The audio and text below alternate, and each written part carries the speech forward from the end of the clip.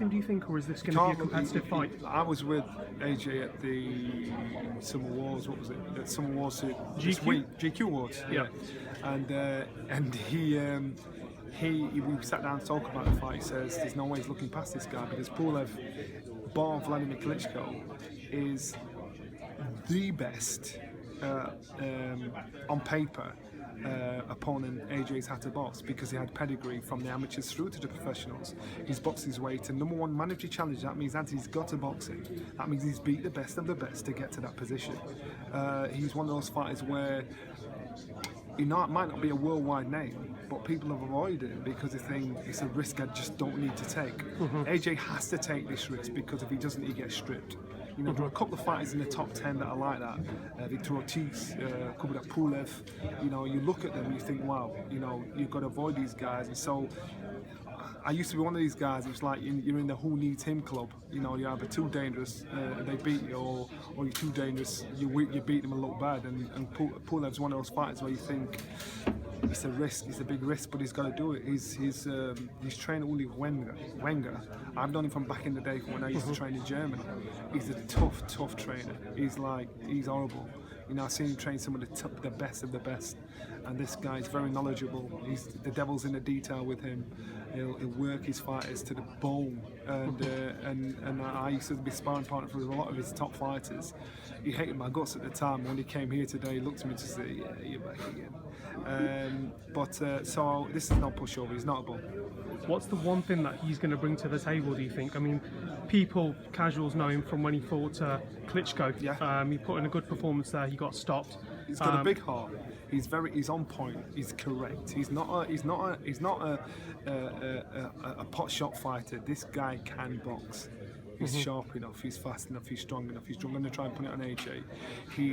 He's not here to lay down. And he's an Olympic bronze medalist as well. So he's got some amateur pedigree there that he's bringing forward. Yeah, you look at his amateur pedigree, you look at his professional pedigree. So it's like, from the British point of view, winning the Central Area, British, Commonwealth, European, going through the world.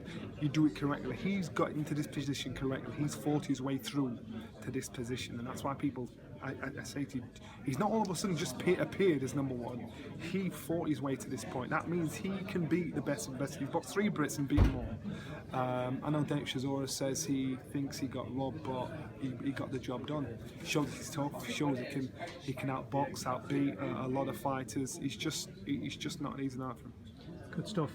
And in regards to 2018 for Anthony Joshua, do you think the Wilder fight will happen, and do you think it'll get the green belt? Well, let's not just we can't look past this one first. But if we do, the Wilder fight could happen. It depends on who Wilder's next opponent is. I'm hearing they're talking Ortiz. If it's Ortiz, to me, that is a massive feather in Wilder's cap because Ortiz is a tough fighter that people are avoiding like the plague. I don't know who's going to fight next, and I know Wilder needs a career-defining fight for people to pin on and say, look, this is what he's done.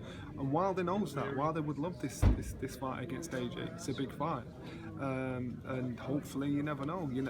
He's probably the biggest fighter out there, biggest name out there at the moment, active fighter out there at the moment for him to fight.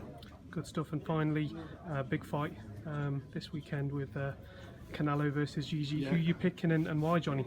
I'm going Canelo because I think Canelo, you know, they both got a puncher's chance. They both are very successful at what they've done. I think Canelo's probably had more experience at more experienced fighters than Golovkin has. I think he showed he can box, he showed he can punch, he showed he's younger, fresher. I think Canelo is probably... Golovkin has probably slipped a little, even though he's a little bit of slipping still puts him at the top of the world.